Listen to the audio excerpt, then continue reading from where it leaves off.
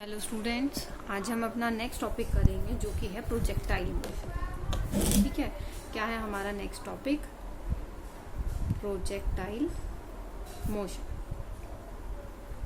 ठीक है, अब प्रोजेक्टाइल मोशन का मतलब क्या है? ठीक है, सबसे पहले तो हम मतलब समझते हैं। प्रोजेक्टाइल का मतलब है कि आपके पास कोई भी एक बॉडी है, ठीक है, उसको हमने अपवर्ड डायरेक्शन में थ्रो किया। ठीक है, मतलब हमने उसको स्पेस में थ्रो किया।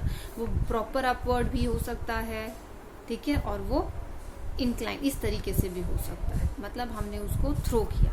ठीक है, अगर हम उसको डायरेक्ट अपवर्ड करेंगे तो वो प्रोजेक्टाइल मोशन में कैसे आएगा? क्योंकि जैसे वो जिस पाथ को उसने फॉलो करके गया है उसी पाथ को फॉलो करके वो वापस आ जाएगा। ठीक है, प्रोजेक्टाइल में क्या होता है, हमने उसको स्पेस में थ्रो किया और उसके बाद वो अंडर ग्रेविटी जो है अपना ग्रेविटी के एक्शन के लेकर और उसी वेलोसिटी के साथ वापस नीचे आ जाएगा। ठीक है, वो होता है हमारा प्रोजेक्टाइल मोशन। ठीक है, उसमें क्या होगा, वो एक पाथ फॉलो करेगा। तो उस पाथ को हम क्या बोलते हैं? ट्रेजेक्ट्री। क्या बोलते हैं हम उस पाथ को? ट्रेजेक्ट्री बोलते हैं। ठीक है, तो इसमें देखिए, जैसे कि आपका जैवलिन थ्रो है, एग्जाम्पल्स की अगर हम बात करें तो हमारा एक जैवलिन थ्रो है। ठीक है, उसमें आप शॉर्ट पुट थ्रो करते हैं, वो भी आपका वही एग्जाम्पल है। तो उसमें जैवलिन में क्या होता है कि हम कुछ इस तरीके से अपने जैवलिन को थ्रो करते हैं और वो पाथ फॉलो करके हमारा वापस से ग्राउंड पर आकर हिट करता है। ठीक है, या आपके पास जैसे कि कोई भी ऑब्जेक्ट है, आप हाइट पर खड़े हो और आपने जैसे स्टोन या बॉल थ्रो किया है, तो वो क्या करेगा, उस प्रोजेक्टाइल मोशन को या उस प्रोजेक्टाइल पाथ को फॉलो करके वापस से नीचे आएगा। ठीक है, या आपने कोई बुलेट फायर की है तो उसमें भी क्या होगा, वो वैसे ही आपने बुलेट को फायर किया, आपने अगर सीधा फायर किया तो वो क्या होगा, बुलेट इस तरीके से और ऐसे जाएगी। और अगर आपने हवा में किसी एंगल पर फायर किया तो कुछ इस तरीके से फायर करके वापस जाएगी, वापस अपने ग्राउंड पर ही हिट करेगी।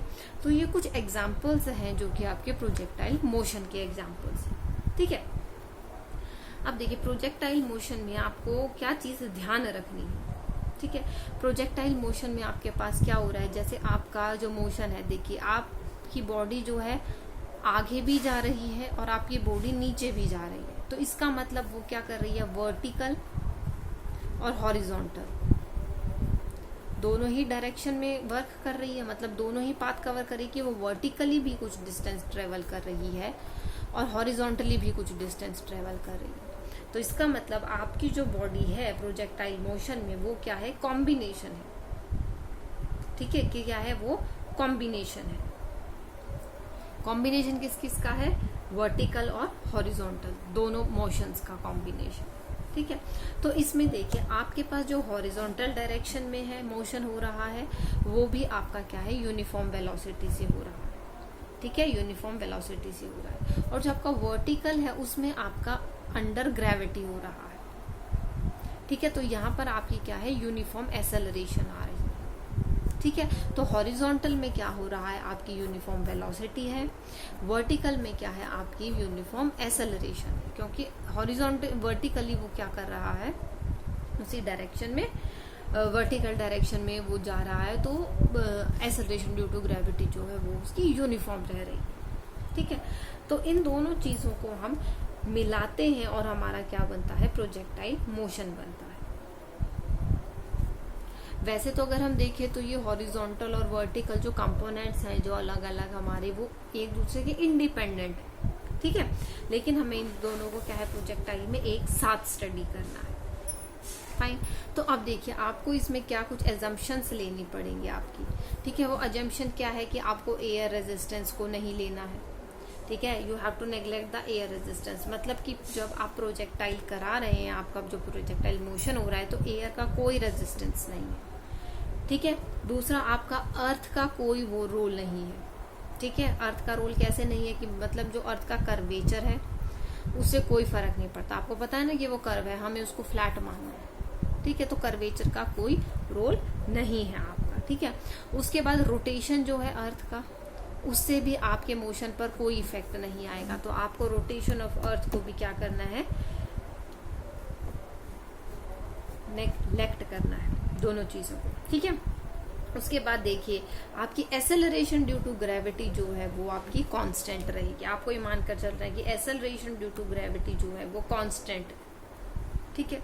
ये कुछ एजम्पशंस हैं जो आपको मानकर चलनी है, ठीक है। अब देखिए अगर हम प्रोजेक्टाइल मोशन की बात करते हैं, अगर हम हाफ प्रोजेक्टाइल मोशन की बात करें तो आपने किसी हाइट h से क्या किया है, आपने किसी हाइट h से एक स्टोन को थ्रो किया, ठीक है। आपने उसको इनिशियली वेलोसिटी दी है u, ठीक है। इनिशियल वेलोसिटी आपने u प्रोवाइड करा दी, लेकिन क्या करेगा वो सीधा ऐसे तो नहीं जाता रहेगा। एसेलरेशन ड्यू टू ग्रेविटी की वजह से क्या होगा, वो कुछ टाइम बाद ग्राउंड पर आकर हिट करेगा, ग्राउंड पर आकर हिट करेगा। तो इसका मतलब जब आपकी वेलोसिटी है, सपोज इस पॉइंट पर अगर हम लेते हैं तो आपकी वेलोसिटी इस डायरेक्शन में आ रही है, तो इस डायरेक्शन में क्या, इस पॉइंट पर हमारे दो कंपोनेंट्स ब्रेक होंगे, ठीक है। क्या हो गए, हमारे दो कंपोनेंट्स ब्रेक होंगे, एक तो आपका एक्स डायरेक्शन में और दूसरा आपका वाई डायरेक्शन में। आपके दो कंपोनेंट्स में आपकी जो वेलोसिटी है वो ब्रेक हो जाएगी, ठीक है। तो हमने क्या बोल दिया, ये आपका जो पाथ है ओ ए और बी, ठीक है। ओ बी ए आपका वो पाथ है जो आपका इस बॉडी ने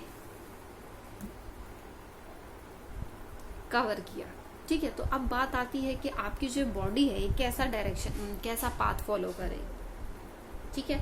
तो पहली बात ये जो ट्रेजेक्ट्री है, ठीक है, पाथ फॉलो करेगी, मतलब कि ये क्या ट्रेजेक्ट्री से है, जो पाथ फॉलो करती है उसे हम बोलते हैं क्या, ट्रेजेक्ट्री, ठीक है।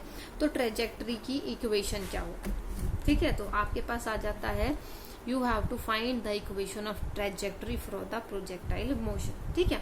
तो अब देखिए अगर आपकी कोई भी बॉडी है वो एक हॉरिजॉन्टल डिस्टेंस कवर करेगी, तो आपको पता है speed equals to distance upon time, ये फॉर्मूला आप हमेशा से पढ़ते आ रहे हैं, speed equals to distance upon time. तो अगर हमारा डिस्टेंस कवर कर रही है वो हॉरिजॉन्टल डायरेक्शन में x, ठीक है, कितना डिस्टेंस कवर है हॉरिजॉन्टल डायरेक्शन में x, तो x equals to speed, initial velocity u से हमने भेजा, तो speed equals to distance upon जो आपका टाइम लगेगा, ठीक है। तो अगर हम यहाँ से निकालना चाहे तो हम x की वैल्यू निकाल सकते हैं, ut हो जाएगी आपकी x की वैल्यू, ut हो जाएगी आपकी x की वैल्यू।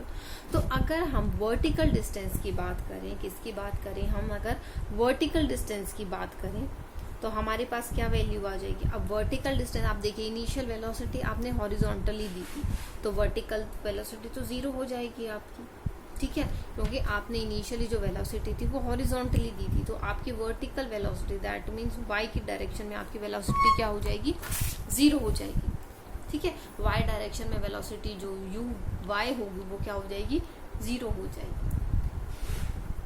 तो अगर आप बात करें इक्वेशन ऑफ मोशन की, क्योंकि हमारे पास एक्सेलरेशन ड्यू टू ग्रेविटी जो है वो कांस्टेंट है, ठीक है, या यूनिफॉर्म बोल सकते हो आप, ठीक है। तो उसी कंडीशन में हम अपनी तीनों लॉज ऑफ मोशन की इक्वेशन वैलिड होती है हमारी, ठीक है।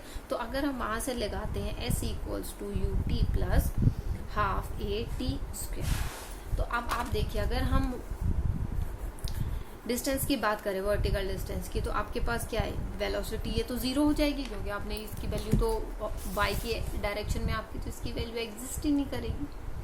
तो आपके पास डिस्टेंस जो हो जाएगा y इक्वल्स टू, ये वैल्यू 0 हो गई, हाफ ए टी स्क्वायर, या सॉरी ए टी स्क्वायर। तो एक्सेलरेशन ड्यू टू ग्रेविटी तो हम g लिख देते हैं उसको, एक्सेलरेशन ड्यू टू ग्रेविटी है वो g लिख देते हैं। तो हम अगर बात करते हैं ट्रेजेक्ट्री, तो ट्रेजेक्ट्री क्या है, अब हम क्या बोल रहे हैं कि x t की जगह हम वैल्यू पुट कर देते हैं, t की हमने क्या वैल्यू निकाली थी, x बाई यू हम कर दें t की जगह वैल्यू पुट, तो हाफ g, t की वैल्यू है x बाय यू और होल स्क्वायर, ठीक है। ये वैल्यू क्या आ जाएगी, half g by u square और x स्क्वायर। तो इसको हम फर्दर और क्या लिख सकते हैं, इसको हम फर्दर क्या लिख सकते हैं, y equals to half g u square और x स्क्वायर। अब ये देखिए acceleration due to gravity constant है और इनिशियली जो आपने वेलोसिटी दी थी दैट विल रिमेन कांस्टेंट। ठीक है, तो ये टर्म क्या आ गया आपके कांस्टेंट हो गई। और y इक्वल्स टू क्या लिख सकते हैं हम, के एक्स स्क्वायर। तो ये होती है हमारी किसकी, पैराबोला की इक्वेशन। ठीक है, पैराबोला की इक्वेशन क्या होती है, x equals to a y square या y equals to a x square. ये कॉम्बिनेशन जो होते हैं ये हमारी पैराबोला की इक्वेशन बनाते हैं। ठीक है, तो यही आपका क्या है, एक कॉम्बिनेशन बन रहा है y इक्वल्स टू की एक्स स्क्वायर। तो ये जो इक्वेशन होती है ये आपकी किसकी इक्वेशन होती है, पैराबोला की इक्वेशन होती है। किसकी इक्वेशन होती है, आपकी पैराबोला की इक्वेशन होती है। तो इसका मतलब क्या है, ये पैराबोलिक पाथ फॉलो करेगा। तो जो ट्रेजेक्ट्री है या इक्वेशन ऑफ ट्रेजेक्ट्री है वो आपकी ये होती है, इक्वेशन ऑफ ट्रेजेक्ट्री की जो पाथ फॉलो करेगा उसकी क्या इक्वेशन रहेगी। ठीक है, तो ये आपकी क्या है, इक्वेशन ऑफ ट्रेजेक्ट्री। उसके बाद अगर हम बोले सेकेंड टर्म आती है आपकी टाइम ऑफ फ्लाइट। ठीक है, क्या बोलते हैं हम, टाइम ऑफ फ्लाइट, जिसे हम कैपिटल टी से रिप्रेजेंट कराते हैं। किससे रिप्रेजेंट कराते हैं हम, कैपिटल टी से रिप्रेजेंट कराते हैं। इसमें फिर वही हम वर्टिकल मोशन ले लेंगे। तो वर्टिकल मोशन में क्या होगा, आपकी वी वाई की वैल्यू जो है वो 0 हो जाएगी, sorry initial velocity u y की वैल्यू क्या हो जाएगी, 0 हो जाएगी। ठीक है, फिर से अगर हम वही इक्वेशन लगाते हैं, s equals to u t plus half a t square. ठीक है, अब देखिए अगर हम वर्टिकल डिस्टेंस की बात करते हैं तो वर्टिकल डिस्टेंस हमारा h। ठीक है, तो हम इसकी बात करते हैं। तो वर्टिकल डिस्टेंस हमारा क्या है, h। ठीक है, किसकी बात कर रहे हैं हम, h डिस्टेंस की बात कर रहे हैं। तो s की जगह हम h रिप्लेस कर सकते हैं। h इक्वल्स टू ये टर्म हमारी क्या है, 0 हो जाएगी, 0 प्लस हाफ a, और टाइम ऑफ फ्लाइट इतना ही टाइम लगेगा, t स्क्वायर। तो अगर हम यहाँ से t की वैल्यू निकालते हैं, t equals to 2h by a। ठीक है, और एक्सेलरेशन ड्यू टू ग्रेविटी है तो हम उसको क्या है, a की बजाय हम किससे रिप्रेजेंट करते हैं, g से रिप्रेजेंट करते हैं। ठीक है, तो हमारा टाइम ऑफ फ्लाइट क्या आ जाएगा, time of flight equals to √2h upon g। ये हमारा क्या इक्वेशन आ जाती है, ये टाइम ऑफ फ्लाइट का फॉर्मूला आ जाता है। ठीक है, टाइम ऑफ फ्लाइट के बाद अगर हम रेंज की बात करें, रेंज क्या होता है, आपका जो हॉरिजॉन्टल डिस्टेंस आपका ऑब्जेक्ट जो है वो कवर करती है। जैसे आपने अपने ऑब्जेक्ट को यहाँ से थ्रो किया था तो वो कुछ हॉरिजॉन्टल डिस्टेंस कवर करके यहाँ पर हिट करेगी। तो ये जो हॉरिजॉन्टल डिस्टेंस होता है इसको हम बोलते हैं रेंज। क्या बोलते हैं हम, रेंज। ठीक है, तो रेंज को हम क्या कैपिटल R से रिप्रेजेंट कराते हैं, और रेंज। ठीक है, तो इस रेंज को अगर हम बोलते हैं कि हमारा ये कुछ डिस्टेंस है जो कि हम बोलते हैं कैपिटल R ही कवर कर रही है, क्योंकि हम R ही कैलकुलेट कर रहे हैं। ठीक है, तो अब अगर हम इसकी बात करें तो वही फॉर्मूला अगर हम लगाएं, s equals to u t plus half a t square. ठीक है, s equals to u t plus half a t square. अब देखिए जो इतना डिस्टेंस इसने वर्टिकली कवर किया उसी टाइम ड्यूरेशन में ये यहाँ पर हॉरिजॉन्टल डिस्टेंस कवर करेगा। तो मतलब यही टाइम ऑफ फ्लाइट है, मतलब इसी टाइम ऑफ फ्लाइट में जितनी देर तक ये हवा में रहा है उतनी ही देर में इसने इतना डिस्टेंस कवर किया। तो मतलब टाइम तो हमारा यही रहा। तो हम टाइम को यहाँ से पुट कर सकते हैं, टाइम की वैल्यू को यहाँ पर पुट कर सकते हैं। ठीक है, और डिस्टेंस क्या होती है, distance equals to speed into time. ठीक है, और स्पीड क्या है आपकी, इनिशियल वेलोसिटी u, और टाइम क्या है √2h/g। तो आपका रेंज क्या आ जाएगी, आपकी रेंज आ जाएगी u इंटू √2h/g। ठीक है, तो ये कुछ फॉर्मूले हैं। आप देखिए अगर आप कहीं कंपोनेंट की बात करते हैं तो आपकी इनिशियल और फाइनल इनिशियल फाइनल बोल रही हूँ, जो आपकी वेलोसिटी है वो 2 कंपोनेंट्स में ब्रेक हो जाती है। ठीक है, तो देखिए आपके पास 3 इक्वेशंस आई हैं या 3 फॉर्मूले आप बोल सकते हैं। ठीक है, एक तो आया है किसका, ट्रेजेक्ट्री का, कि आपका अगर कोई भी प्रोजेक्टाइल मोशन है वो कैसा पाथ फॉलो करता है। ठीक है, तो पाथ फॉलो की अगर हम बात करें तो कैसा बनता है, पैराबोला। ठीक है, पैराबोला ना बेटा आप मैथ्स में अच्छे से पूरा डिटेल में स्टडी करेंगे। क्लियर, तो कैसा पाथ बनता है आपका, पैराबोलिक पाथ बनता है। उसके बाद अगर हम टाइम ऑफ फ्लाइट की बात करते हैं तो टाइम ऑफ फ्लाइट किसके इक्वल आया था, √2h/g के इक्वल आया। उसके बाद अगर हम रेंज की बात करें, रेंज क्या होता है आपका, horizontal distance. Horizontal distance cover किया है वेलोसिटी और 2h/g जी हमारे पास ये किसका फॉर्मूला आ गया है, हॉरिजॉन्टल रेंज का फॉर्मूला आ गया। ठीक है, तो ये 3 फॉर्मूले हैं जो आज हमने अपने स्टडी किए हैं। ठीक है, इससे रिलेटेड कुछ एक हम न्यूमेरिकल्स भी कवर करेंगे। उससे पहले आज तो हमने क्या हाफ के लिए स्टडी किया है। ठीक है, हाफ के लिए स्टडी किया। नेक्स्ट लेक्चर में हम क्या कंप्लीट के लिए स्टडी करेंगे। आपने नीचे से उस ऑब्जेक्ट को थ्रो किया तो आपके पास क्या डिफरेंस आएगा।